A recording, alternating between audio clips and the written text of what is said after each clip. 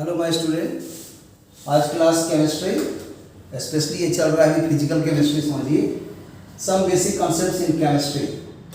वैसे ये physical chemistry, inorganic chemistry, organic chemistry तीनों का बेस है और ये for JEE main 2023-24 application with concept series AWCS। और ये जो क्वेश्चंस है वो बच्चे जो नीट की भी तैयारी कर रहे हैं मेडिकल का, वो भी चाहें तो आराम से बना सकते हैं क्योंकि दोनों का सिलेबस CBSE है। इसलिए यहाँ पर जहाँ भी जेई मेन है, ये IITs के लिए जेई मेन पहला स्टेज होता है, तब ना जेई एडवांस देते हैं, तो ये मतलब नीट के लिए भी काम कर जाएगा और एडवांस के लिए भी बेसिक में तो काम करेगा ही। वैसे हम एडवांस का भी अलग सीरीज इसका दे ही है कंटिन्यू। तो क्वेश्चन देखिए, पढ़िए। और 2021 में 17 मार्च को शिफ्ट 1 में आया था। ट्राई कीजिए, फिर इसका हम एनालिसिस देते हैं और एक्सप्लेन करेंगे।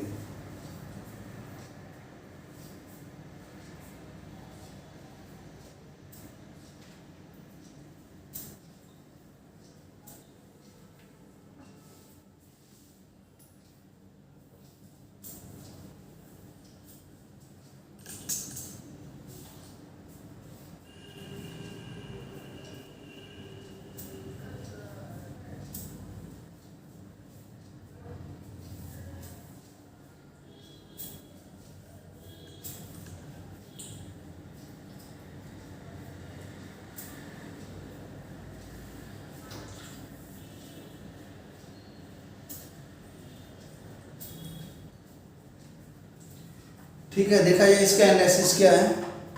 तो इसको देखिए, ये बहुत चैप्टर से इंटरैक्ट कर रहा है। पहला तो जो मूल कॉन्सेप्ट एंड स्टोइकियोमेट्री पढ़ रहे हैं, उसके साथ भी ये जुड़ा हुआ है।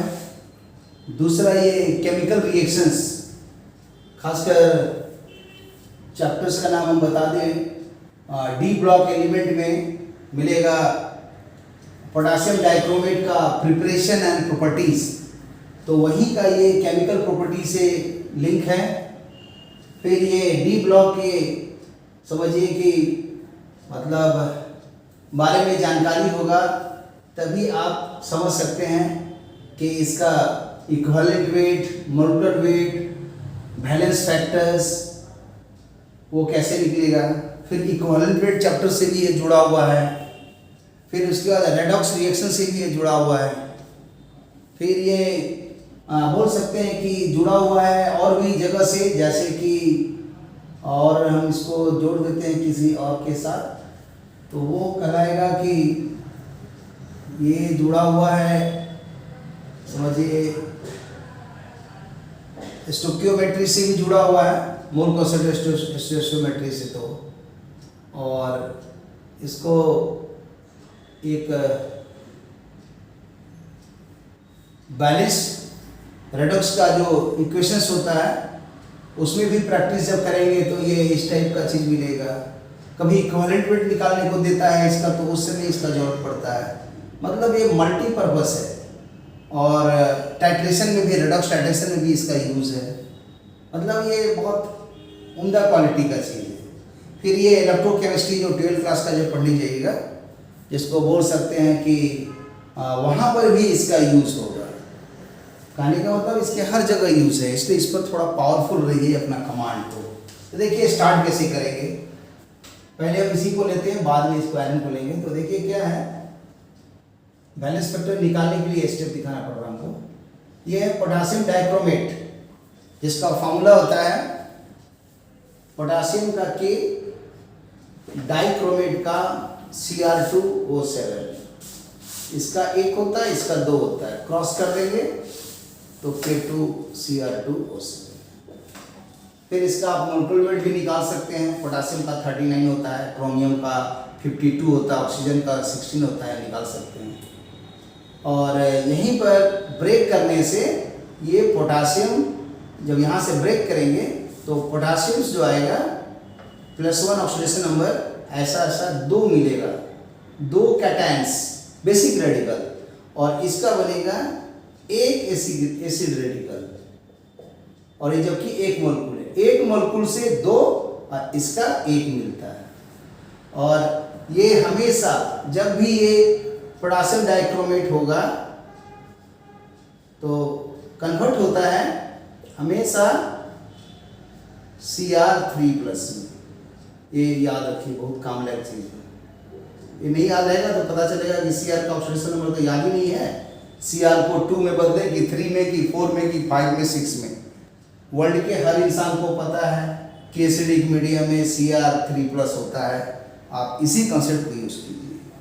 हाँ, थोड़ा डेप्थ में जाना है तो पता लगाइए कि Cr3+ में ही क्यों होता है और दूसरा में क्यों नहीं होता है। तो ये आपको होमवर्क दे रहे हैं। अब देखिए यहाँ पर Cr3+ में आ गया, कॉन्सेप्ट वही लगेगा CHOR, शॉर्ट में बोल सकते हैं CH, चोर लिख दिए, एच को रॉ लिख दिए, चोर CHOR चोर। तो इसमें है कि पहले अदर को बैलेंस करना है, दूसरा ऑक्सीजन को बैलेंस, तीसरा हाइड्रोजन, चौथा कार्बन। तो जैसे क्रोमियम देख रहे हैं 2 है यहाँ, तो यहाँ 2 से मल्टीप्लाई कर देंगे। उसके बाद ऑक्सीजन बैलेंस करना है, तो ऑक्सीजन बैलेंस करने के लिए 1:1 रेशियो, जितना ऑक्सीजन का जरूरत होगा नेसेंट ऑक्सीजन उतना मॉलिक्यूल जोड़ देते हैं। और एसिडिक के लिए जितना हाइड्रोजन जरूरत है उतना प्रोटॉन ऐड करते हैं। बेसिक में OH- जोड़ते हैं। तो बेसिक वाला भी छोड़ दीजिए, पहले एसिडिक वाला समझिए। कभी बेसिक वाला भी ऐसा क्वेश्चन आएगा तो मैं बैलेंसिंग वाले में बताएंगे। अब देखिए यहाँ पर ऑक्सीजन 7 है तो वाटर इधर में आ जाएगा 7 वाटर, और इसके चक्कर में 14 प्रोटॉन बढ़ गया, तो यहाँ पर एसिडिक मीडियम है इसलिए 14 प्रोटॉन लिख दिए। फिर चार्ज बैलेंस करना है तो -2 + 14 + 12 हो गया, इधर +6 है, 6 इलेक्ट्रॉन। तो यही 6 शो करेगा बैलेंस फैक्टर। और ऐसे भी सोच सकते हैं कि ऑक्सीडेशन नंबर निकालेंगे क्रोमियम का तो +3 आ रहा है, और इसमें K2Cr2O7 का अगर क्रोमियम का निकालेंगे तो +6 होगा, या अलग से Cr2O7 का भी Cr का निकालेंगे तो +6 होगा। लेकिन अगर इसका एक मॉलिक्यूल लेंगे तो एक मॉलिक्यूल में तो 2 दिखेगा, तो +12 इधर हो गया, और इधर 2 में आ जाएगा +6, तो 12 से 6 हो गया, मतलब 6 इलेक्ट्रॉन आ गया। सही है, हमेशा एक मॉलिक्यूल में सोचना है। अब इसके बाद देखा जाए कि सेकेंड रिएक्शंस कौन है, तो आयरन वाला है, ये जो फेरस है Fe2+, ये कन्वर्ट हो रहा है Fe3+ में। तो फेरस से फेरी, तो इसमें कुछ करना ही नहीं है। अदर बैलेंस है, ऑक्सीजन बैलेंस है, हाइड्रोजन बैलेंस है, चार्ज होगा, बस इतना हो गया। ये हाफ ऑफ सेल का रिएक्शंस है, रिडक्शन पोटेंशियल में भी इसका काम आता है, और इलेक्ट्रोकेमिकल सेल में। फिर इसी को ओवरऑल रिएक्शन लिखना होगा, तो इसको मतलब जैसे कहीं रहता है 2, यहाँ मान लीजिए कहीं रहता है 5, तो इस इक्वेशन में 2 वाला में 5 से मल्टीप्लाई कीजिए, 5 वाला में 2 से मल्टीप्लाई कीजिए, जो इसके पहले वाले क्वेश्चन में बताया था। ऑक्सिलियरी एसिड के साथ था KMnO4 वाला में, तो उसमें था कि वो जो KMnO4 में 5 इलेक्ट्रॉन्स निकल रहा था, और जो ऑक्सिलियरी वाला में 2 इलेक्ट्रॉन था, इसलिए 5 2 का मल्टीप्लाई करते हैं। यहाँ पर 6 और 1 है, इसमें 6 से मल्टीप्लाई कर दीजिए, जोड़ दीजिए, तो आपको पार्शियल मेथड से बैलेंसिंग भी आ जाएगा। ऑक्सीडेशन नंबर से भी बैलेंसिंग कर सकते हैं। फिर इसी को मैनेज कीजिएगा तो मोलेकुलर फार्मूला से भी लिखा जा सकता है। तो कभी वो सब भी बताएंगे, अभी जो जरूरत है उतनी देखिए। तो अब इसी से देखिए बैलेंस फैक्टर निकल गया, और इसमें हम लगा रहे हैं मिली इक्विवेलेंट का कॉन्सेप्ट। तो वो क्या है कि number of milliequivalent of, लिख देते हैं यहाँ पर, number of milliequivalent of first कौन है यहाँ, आयरन है, तो इसी को फर्स्ट ले लेते हैं मान लीजिए। लेकिन हम यहाँ तो क्रोमियम को लिखे हैं फर्स्ट, ये हेवी ज़्यादा है इसलिए इसी को फर्स्ट लिखते हैं। तो मिली इक्विवेलेंट ऑफ फर्स्ट मतलब Cr2O7 2- is equal to number of milliequivalent of Fe2+, यही ना LHS के रिएक्शन में तो थोड़िया, तो Fe2+ है, इधर ही वाला है, तो इसके मिली इक्विवेलेंट बराबर होंगे। मतलब ये मिली इक्विवेलेंट का आंसर क्या होता है N1V1, इसका क्या होता है N2V2। ये मिली इक्विवेलेंट का फंडा है। कैसे, वो भी देख लीजिए। इक्विवेलेंट वेट होता है मतलब नॉर्मलिटी के जो कॉन्सेप्ट होते हैं उसमें आता है EVNW1000, 1 2 3 4। इसी में अगर हमको निकालना होगा नंबर ऑफ इक्विवेलेंट, तो नंबर ऑफ इक्विवेलेंट कैसे निकलेगा? नंबर ऑफ इक्विवेलेंट को लिखते हैं हमेशा एंडस से, नंबर ऑफ मोल को लिखते हैं हम लोग एन से। तो ये नंबर ऑफ इक्विवेलेंट को एंडस लिखेंगे तो हमेशा एंडस क्या होगा? Weight divided by equivalent weight. जैसे नंबर ऑफ मोल कैसे निकालते हैं? Weight by molecular weight. तो यहाँ नंबर ऑफ इक्विवेलेंट निकालने के लिए वेट बाई दिस। इसी को अगर नंबर ऑफ मिली इक्विवेलेंट अगर निकालें, नंबर ऑफ मिली इक्विवेलेंट, तो नंबर ऑफ मिली इक्विवेलेंट, तो मानिए इसका इक्विवेलेंट 5 आया, तो 5 इक्विवेलेंट में कितना मिली इक्विवेलेंट होगा? तो 5 × 1000, इसलिए W/E × 1000 कर देंगे। और मैथमेटिक्स लगा देते हैं यहाँ से कि हमको ये रिएक्शन दिया हुआ है, तो W/E 1000 क्या होगा? V × N होगा। ये देखिए V × N हो गया, तो V × N इसलिए यहाँ लिखा गया NV बराबर NV। लेकिन भूल के ही मत लिखिएगा कि M1V1 = M2V2, ये रॉन्ग कंसेप्ट है। कहीं भी बहुत लोग देखते हैं बना देते हैं, M1V1 लिखा, M2V2 लिख दिया, बराबर हो गया। ये रॉन्ग है, ये रॉन्ग है, ठीक है, ये सही नहीं है। हाँ, लेकिन ये सही है हमेशा। तो इसीलिए नंबर ऑफ, देखिए नॉर्मलिटी लिखे हैं हम, नंबर ऑफ इक्विवेलेंट निकाले हैं, नंबर ऑफ मिली इक्विवेलेंट निकाले हैं, इसीलिए VN लिख दिए यहाँ पर। अब यहाँ पर ये जो बताए थे कि MOM mom that is equal to नानी, तो NE इक्विवेलेंट वेट क्या हो गया? Molecular weight divided by E into this, यही कहलाता है बैलेंस फैक्टर। ये भी कंसेप्ट है। ये कैसे आएगा डेरिवेशन? तो देखिए नॉर्मलिटी का मैंने ये दिया है, तो यहीं पर लिखिए फार्मूला मोलरिटी का। मोलरिटी का क्या होगा? Molecular weight volume molarity W × 1000। अभी मोलरिटी का नहीं दिए हैं, उसका भी दे देंगे। चलिए लिख देते हैं अगर हो सके तो। देखिए ये आएगा मोलकुलर वेट, यहाँ आएगा वॉल्यूम की जगह वेट ऑफ द सॉल्वेंट बड़ा W, ये स्मॉल m मोलालिटी, और ये W × 1000। फिर डेंसिटी ऑफ द सॉल्यूशन निकालना रहेगा, तो mass of the solution divided by volume of the solution. वो डेंसिटी वाला भी सोच सकते हैं इसमें, डेंसिटी का मास बाय वॉल्यूम सॉल्यूशन के लिए। ये भी जरूरत पड़ता है क्वेश्चन। तब इससे हमारा निकल गया कि N1 तो हो ही गया, किसके बराबर? ये देखिए कि जो भी हम लोग को निकालना है यहाँ से बैलेंस फैक्टर्स को, अगर हम लोग यहाँ पर थोड़ा रॉन्ग हुआ नॉर्मलिटी, तो अगर हम लोग को नॉर्मलिटी निकालना है तो बैलेंस फैक्टर को m से मल्टीप्लाई करना पड़ेगा। तो बैलेंस फैक्टर कौन है इसका? पहला है, तो लिख देंगे balance factor of first multiplied by M1 into V1। यहाँ क्या होगा? नॉर्मलिटी की उसी तरह balance factor into molecular weight, तो balance factor second multiplied by molarity second into. अब इसमें जो जो दिया है बैठा दीजिए।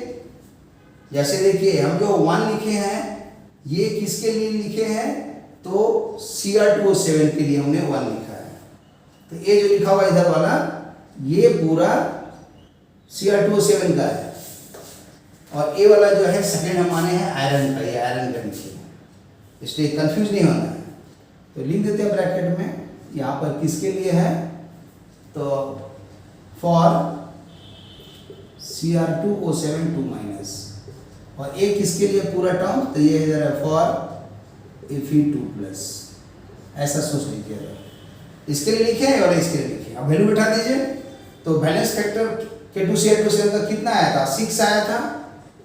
मोलकुलर वेट यहाँ पर लिखा हुआ है, सॉरी मोलकुलर नहीं, मोलरिटी। मोलकुलर वेट तो M0 होता है, M0। तो मोलरिटी कितना है K2Cr2O7 का? 0.03, तो 0.03 यहाँ बैठा दीजिए। वॉल्यूम 20 है। फिर यहाँ पर सेकंड का वैलेंस फैक्टर्स तो निकाले थे, 1 आया था। मोलरिटी सेकंड का क्या है वही तो फाइंड करना है, M2। और V2 कितना है, तो V2 इसका देखिए कितना दिया हुआ है, V2 15 ml। तो देखिए अगर कॉन्सेप्ट रहता, प्रैक्टिस रहता जिसको, तो जान जाता कि एसिडिक है तो हमेशा 6 होगा, तो डायरेक्ट वो 6 यूज करता है। और इसका भी पढ़ा रहेगा कि फेरस फेरिक में होगा, क्यों, यहाँ इसका ऑक्सीडेशन हो रहा है तभी ना इसका रिडक्शन होगा। कभी ऐसा इक्वेशन नहीं मिलेगा कि इसका हो गया मान लीजिए कि रिडक्शन तो इसका ऑक्सीडेशन नहीं होगा। तो इस तरह से एक लाइन में तो आंसर दिख रहा है। अब इसको M2 सॉल्व कर दिया, आंसर आ गया। मतलब बनाने वाले बोलोगे ना कि 1 मिनट में कैसे बनाता है, अरे अच्छा खासा वो परीक्षा के पहले खूब प्रैक्टिस करता है, पूरा डेप्थ में पढ़ता है। और आप क्या करते हैं, घर में पढ़ने बैठते हो, थोड़ा देर बर्दाश्त किए, बनाने का बन नहीं रहा, चलो सोल्यूशन देखा जाए। इसीलिए सोचने की शक्ति नहीं बढ़ी। सोचने की शक्ति को डेवलप कीजिए मेरे साथ प्रैक्टिस करके। तो अब चलिए इसको सॉल्व भी कर देते हैं। ये नहीं कि ज़्यादातर केमिस्ट्री के हम लोग क्या सोचते हैं, अरे कर लेना कैलकुलेशन तो तुम कर ही सकते हो। अरे कैलकुलेशन हम क्यों करें, वही तो हमको सीखना है। कोई भी फिजिक्स का न्यूमेरिकल बनाना हो, बहुत बच्चे क्या होते हैं लास्ट स्टेज में आकर के, तीसरा स्टेज होता है कैलकुलेशन, जिसको बोलते हैं न्यूमेरिकल एबिलिटी, वहां आके फंस जाता है।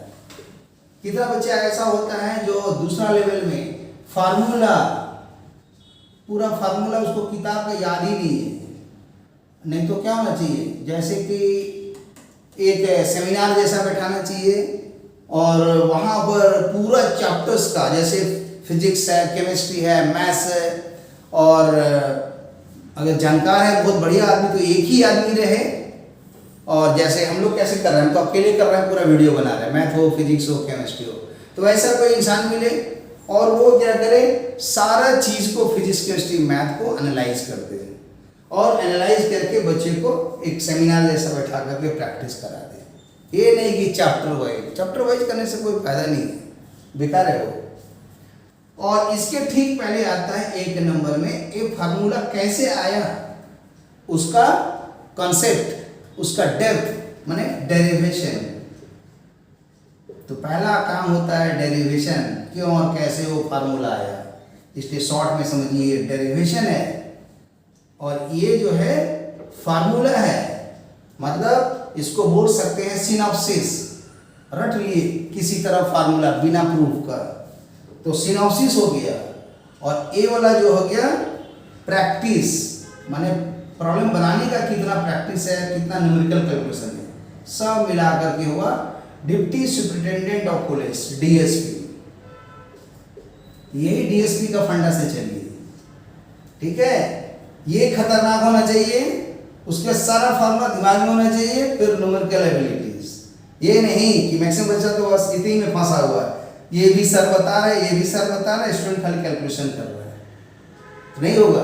ये तीनों चीज चाहिए आपको, तब जाके क्वेश्चंस बनेगा। अभी हम देख रहे हो क्या कर रहे हैं, पूरा डेरिवेशन भी यूज कर रहे हैं 1 नंबर, पूरा फार्मूला भी लिख दे रहे हैं, दूसरा पूरा कैलकुलेशन भी कर रहे हैं। अरे यही तो चाहिए। तो ये प्रैक्टिस से आपको आ जाएगा धीरे धीरे। चलिए अब उसको गुना किए, 6 × 18, ये हो गया मल्टीप्लाई करके कितना हो गया 18, और ये 0.2 के बाद यहाँ लिख दिए, ये 20 लिख दिए। यहाँ पर हो गया 15 M2। पूरा आराम से कैलकुलेशन कीजिए। 1 × 18 × 36 हुआ, तो 36 तो आया और 0 भी आएगा, दशमलव आएगा 2 डिजिट के बाद, यहाँ बैठाएंगे बराबर में 15 हो गया इतना। ये हो गया 3.6 बराबर 15 M2, और M2 हो गया 3.6 डिवाइडेड बाई 15। अब इसको सॉल्व करेंगे तो देखिए नीचे में 5 आ जाए, 15 ज़्यादा आसान है। इसको 36 को ऐसे लिख दिए 10⁻⁻1, क्यों, हमको उस टाइप में चाहिए। ये 15 है। अब इसको ऐसा करें कि 5 ला दें, तो देखिए 5 कैसे आएगा, काटेंगे इसको, 5 × 15 3, तो ये आ जाएगा, समझिए कि नीचे 5 ला देते हैं 3 से काटने पर, और ये 12 × 36 12 आ गया। इतना आ गया। फिर ऊपर नीचे 2 मल्टीप्लाई करेंगे तो ये 24 हो गया, ये 10 हो गया, ये इतना आ गया। और ये जूनियर क्लास में सिखाया जाता है। ये आ गया 2.4 इंटू 10 का पावर -1। फिर अब हमको चाहिए -2 में, तो वो कैसे आएगा, इसके बाद का स्टेप में लाएंगे। 2.4 इंटू 10 का पावर -1 इंटू 10 का पावर में -2 लाना है, इंटू -2 +2 ऐसा लिख दिए। मैंने 2 बार मल्टीप्लाई डिवाइड कर दिए। अब जैसे ये कर दिए तो अब इसके कैलकुलेशन में देखिए क्या होगा। 2.4 और 10 का पावर -2 रखना है तो इसको छोड़ दीजिए, और 10 का पावर 2 और ये मल्टीप्लाई हो गया 10 हो जाएगा, और 2.4 से 10 मल्टीप्लाइड होगा 24 हो गया। तो 24 इंटू 10 का पावर -2 आया। और हम लोग को तो 10 का -2 लिखा ही हुआ है, यहाँ 24 चाहिए। तो आंसर अब आ गया, वहाँ जो भर आएगा 24।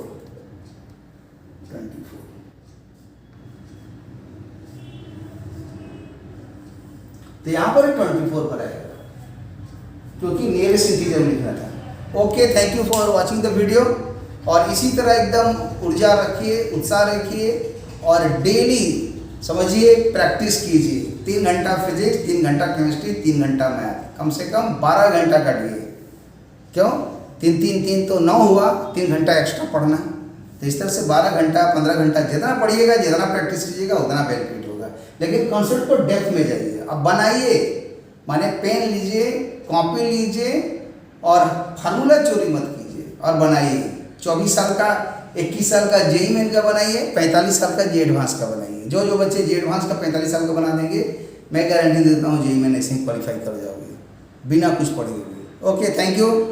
और इसी तरह प्रैक्टिस करते रहिए, और लगातार भिड़े रहिए, शेयर कीजिए, लाइक कीजिए, क्योंकि आप लोग के लिए हम इतना मेहनत कर रहे हैं, तो ये मेरा भी पावर बनता है कि आप लोग को कम से कम इतना तो जरूर रिक्वेस्ट करवाएं, बोलें कि बच्चों कम से कम और भी बच्चों को फ़ायदा दिलाओ, मेहनत कराओ, और उन लोगों को भी शेयर करो, क्योंकि जितना ज्ञान बांटोगे तो ज्ञान बढ़ता है, ज्ञान कभी घटता नहीं है। Okay, thank you for watching the video, bye.